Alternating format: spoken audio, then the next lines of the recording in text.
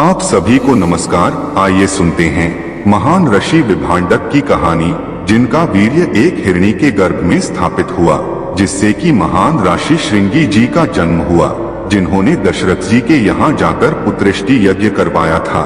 मुझे कुछ भी भला बुरा कहने से पहले या अपने मन में अपनी भावनाओं को आहत करने से पहले मैं आपसे अनुरोध करूंगा कि इस कहानी को आप अंत तक अवश्य सुनिएगा। तो आइए महाभारत के वन पर्व के अध्याय 110 से इस कहानी को प्रारंभ करते हैं। एक बार महर्षि लोमश ने राजा युधिष्ठिर को श्रृंगी ऋषि की कथा बताते हुए कहा कि श्रृंगी ऋषि का जन्म एक हिरणी के गर्भ से हुआ था और उनके पिता कश्यप मुनि के पुत्र महर्षि विभांडक थे। जितनी रोचक से बात को सुनकर युधिष्ठिर ने लोमस ऋषि से पूछा कि महर्षि, एक मनुष्य योनि का जीव एक पशु योनि के जीव से संसद कैसे कर सकता है? ये ना तो धर्म सम्मत है, नहीं व्यवहार सहमत है। और फिर इस संसर्ग से एक बच्चे की प्राप्ति कैसे हो सकती है? और इस अप्राकृतिक संसर्ग से जन्मा हुआ बच्चा एक महान ऋषि कैसे हो सकता है? कृपया मुझे इन सब बातों को विस्तार पूर्वक समझाइए। तब लोमस ऋषि ने युधिष्ठिर जी को सारी कथा विस्तार पूर्वक बताई। उन्होंने कहा कि महर्षि कश्यप के पुत्र महर्षि विभांडक तपस्वियों में अग्रणी थे। वे एक कुंड में रहकर गणगौर तपस्या किया करते थे।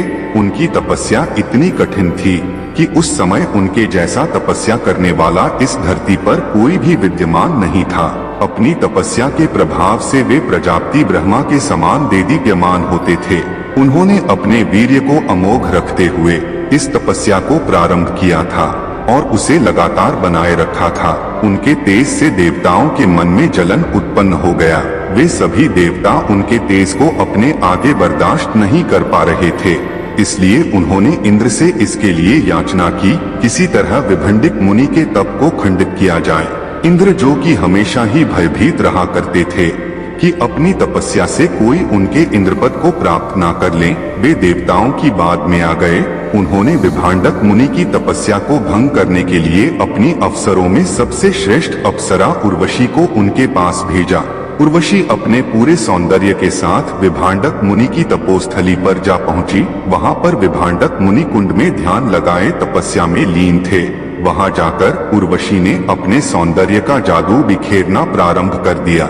उसने बड़ी ही सुंदर सी संगीत की ध्वनि उत्पन्न की। साथ ही अगल बगल के वातावरण पर भी उसने माधुरी का ऐसा मोहक सम्मोहन डाल दिया, जिससे कि ऋषि का मन अपनी तपस्या से बाहर निकल आया। जब उन्होंने आंखें खोली तो अपने सामने अपूर्व सुंदरी एक अप्सरा को देखा। उर्वशी उस समय अपने हाव भाव से कामदेव को भी लज्जित कर सकती थी। उर्वशी के हाव भाव को देखकर रस्सी के मन में थोड़ी देर के लिए काम भावना का उदय हुआ, जिसके चलते वर्षों से संचित उनका वीर्य कुंड में ही प्रभावित हो गया। ऋषि का वीर्य प्रवाहित होते ही उनकी वर्षों से चलने वाली साधना खंडित हो गई। लेकिन ठीक उसी समय पर वहां पर एक हिरनी आई, जो कि बहुत ही प्यारी थी। उसने कुंड में से पानी पीना प्रारंभ किया और पानी में सना हुआ ऋषि का वीर्य भी उसके पेट में चला गया। ऋषि के वीर्य तेज से उसके पेट में गर्भ आ गया और कालांतर में उसके गर्भ से एक बच्चा पैदा हुआ, जिसके सर पर एक सिंह था। इसी चलते उस बच्चे का नाम श्रृंगी रखा गया। आगे चलकर वह महान ऋषि हुए, जिसके कारण उनका नाम ऋषि श्रृंगी हो गया। महात्मा युधिष्ठिर इतना सुनने के बाद रोमांस राशि को टोकते हुए कहते हैं कि महर्षि, एक बात बताइए कि पानी के साथ वीर्य को पीने से एक हिरनी का गर्भ कैसे रह सकता है? ये तो अप्राकृतिक है। इससे तो किसी भी तरह से स्वीकार नहीं किया जा सकता है। तब महर्षि लोमश बताते हैं कि वह हिरणी कोई कम हिरणी नहीं थी, बल्कि अपने पूर्व जन्म में एक देवकन्या थी। उसे श्राप मिला था कि वह देवकन्या से पशु योनि में अवतरित हो जाएगी। ब्रह्मा जी ने उसके श्राप से मुक्ति का उसे उपाय बताया था कि जब विभंडक ऋषि का वीर्य वह अपने गर्भ में धारण करेंगी और एक पुत्र को उत्पन्न कर देगी, तो वह श्राप से मुक्त होकर के वापस देवकन्या बन जाएगी। महर्षि लोमश कहते हैं कि प्रजापति ब्रह्मा की कोई भी बात कभी भी असत्य नहीं हो सकती है और इसीलिए उनकी वाणी को सत्य करने के लिए कभी कभी कुछ पारलौकिक चीजें हो जाती हैं, जिन्हें हम सामान्य मनुष्य अपनी मेधा से समझ नहीं सकते हैं। फिर भी कथा को आगे बढ़ाते हुए कहते हैं कि चूंकि वह विभांडक राशि के पुत्र थे, इसलिए विभांडक ऋषि ने उस बच्चे का लालन पालन अपने ही पास किया, लेकिन एक स्त्री के चलते उनका तप खंडित हुआ था। इसलिए विभांडक मुनि के मन में स्त्री के प्रति द्वेष उत्पन्न हो गया था। वे अपने पुत्र को स्त्री की परछाई से भी दूर रखना चाहते थे। इसीलिए वे एक जंगल में ले जाकर के उसकी परवरिश करने लगे, जो कि नगर से बहुत ही दूर था। ऋषि श्रृंगी ने युवावस्था तक अपने पिता के अलावा किसी भी मनुष्य को नहीं देखा था, और इधर विभंडक मुनि क्रोध से भरे हुए थे। उनके विरोध के कारण उस नगर में, जो कि जंगल से सटा हुआ था, अकाल पड़ गया। वह नगर अंग देश कहलाता था और वहाँ के राजा थे राजा रोमपद। कहीं कहीं उन्हें लोफ्त भी कहा गया है, लेकिन अधिक जगह पर उनका नाम रोमपाद ही आता है। कभी कभी उन्हें चित्ररथ भी कहा जाता है।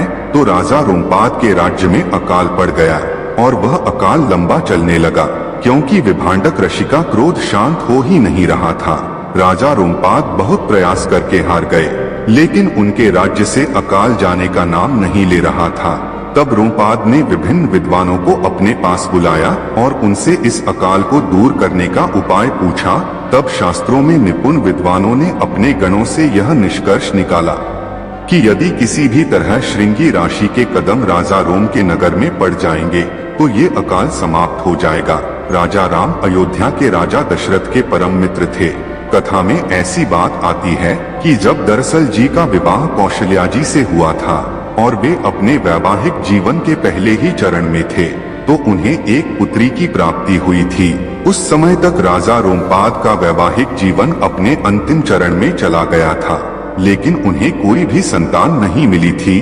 तब राजा रोमपाद ने अपने मित्र दशरथ से कहा था कि मित्र, अभी तुम युवा हो, अभी तुम्हारा विवाह नया है, तुम्हें आगे चलकर अनेक संतानें मिलेंगी, लेकिन मैं अब लगता है कि संतान के सुख से विमुख ही रहूंगा। मैं चाहता हूं कि तुम अपनी पुत्री को मुझे दे दो, ताकि मैं भी अपने जीवन में संतान सुख का अनुभव कर सकूं। महाराज दशरथ अपने मित्र का मन रखने के लिए अपनी पुत्री को राजा रोमपद को दे देते हैं। उस पुत्री का नाम राजा रोमपाद शांता रखते हैं।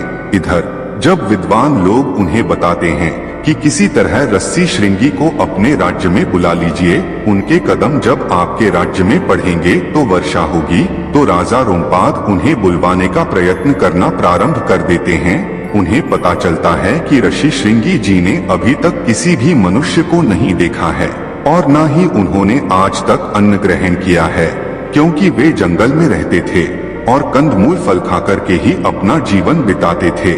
तब राजा रोमपाद ने अपने नगर से कुछ सुंदर स्त्रियों को चुन करके उनके आश्रम में भेजा। वे स्त्रियां उनके आश्रम के नजदीक ही एक आश्रम बनाकर रहने लगे।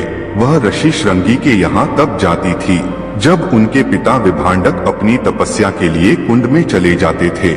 वहाँ पर जाकर वे ऋषि श्रृंगी को तरह तरह की चीजें दिखाती और उन्हें तमाम मीठी बातें बताती। ऋषि श्रृंगी के मन में उनके प्रति मातृत्व का ही भाव था, क्योंकि उनका परिचय काम वासना से कभी हुआ ही नहीं था। ऋषि श्रृंगी का हृदय अत्यंत निर्मल था। वे उन स्त्रियों से मित्रवत व्यवहार करते हुए मात भाव से उनके साथ संवाद करते थे। एक दिन उन स्त्रियों ने उन्हें लड्डू लाकर खाने को दिया, क्योंकि वह जंगल में रहकर कंदमूल फल खाते थे, तो उन्हें शर्करा की मिठास के बारे में मालूम नहीं था। जब स्त्रियों ने उन्हें मोदक खाने को दिया तो उन्हें लगा कि यह कोई विशेष तरह का फल है। उन्होंने कहा कि मैंने अपने जीवन में इतना मीठा फल नहीं खाया है। तब स्त्रियों ने कहा कि हमारे यहाँ पर ऐसे फल बहुतायत मात्रा में होते हैं। अगर आप चाहें तो हम अपने यहाँ आपको इन फलों को दिखा सकते हैं और भरपेट आप इनका भोग लगा सकते हैं। आप चाहे तो हमारे साथ हमारी जगह पर चलिए। तब ऋषि श्रृंगी अपने पिता को बिना बताए राजा रोमपाद के यहाँ जाने को तैयार हो गए। वे उन स्त्रियों के साथ राजा रोमपाद के नगर में पहुँच गए। जैसे ही ऋषि श्रृंगी का पहला कदम राजा रोमपाद के नगर में पड़ा, वैसे वहाँ पर बारिश प्रारंभ हो गई और राजा रोमपद के राज्य से अकाल की समाप्ति हो गई। लेकिन जानते थे कि यह एक छल है। उन्हें यह डर था कि कहीं वे भंडक ऋषि वापस आकर उन्हें श्राप न दे, इसलिए उन्हें विभांडक ऋषि के उनके महल में आने से पहले ही कुछ ना कुछ तो करना ही था। इसलिए उन्होंने भोले भाले ऋषि श्रृंगी से अपनी पुत्री शांता का विवाह कर दिया। ऋषि श्रृंगी निर्बोध थे। विवाह के अर्थ को भी समुचित रूप से नहीं जानते थे, लेकिन शांता उन्हें बहुत ही अच्छी लगी। उनके मन में उनके प्रति प्रेम का आकर्षण का भाव जागृत हुआ था, इसलिए उन्होंने तत्काल ही उसके हाथ को अपने हाथ में ले लिया। इतने में बरसात होती देखकर विभांडक रस्सी समझ गए कि श्रृंगी किसी भी तरह से नगर में चले गए हैं। मेरे क्रोध में तमतमा हुए राजा रोमपाद के महल में पधारे। वहां पर फिर राजा रोमपाद को श्राप देने वाले थे कि उन्होंने देखा कि शांता और रस्सी श्रृंगी का तो आपस में विवाह हो चुका है, पाणिग्रहण संस्कार किया जा चुका है। अब विभांडक राशि और रोमपद संबंधित हैं, फिर वे रोमपाद को श्राप कैसे दे सकते थे। विभांडक ऋषि ने अपने क्रोध का शमन किया और प्रसन्नता पूर्वक अपने पुत्र वधु और पुत्र को लेकर अपने आश्रम में वापस लौट आए। कालांतर में यही ऋषि ने एक तरह से राजा दशरथ के दामाद थे। उन्होंने राजा दशरथ के लिए पुत्रेष्टि यज्ञ करवाया था, क्योंकि एकमात्र ऋषि श्रृंगी थे जो इस यज्ञ को संपन्न करा सकते थे, क्योंकि पुत्रेष्टि यज्ञ बहुत ही महान यज्ञ होता है और इसे सिर्फ एक निर्मल हृदय का व्यक्ति संपन्न करा सकता है, जिसने कभी पाप के बारे में सोचा भी ना हो। ऐसे ऋषि श्रृंगी ऋषि केवल थे। कहते हैं कि तपस्या करने से उनके सर से बहस सिंह भी गायब हो गया था और भी प्रसन्नता पूर्वक अपनी पत्नी के साथ तपस्या करने में लगे रहे।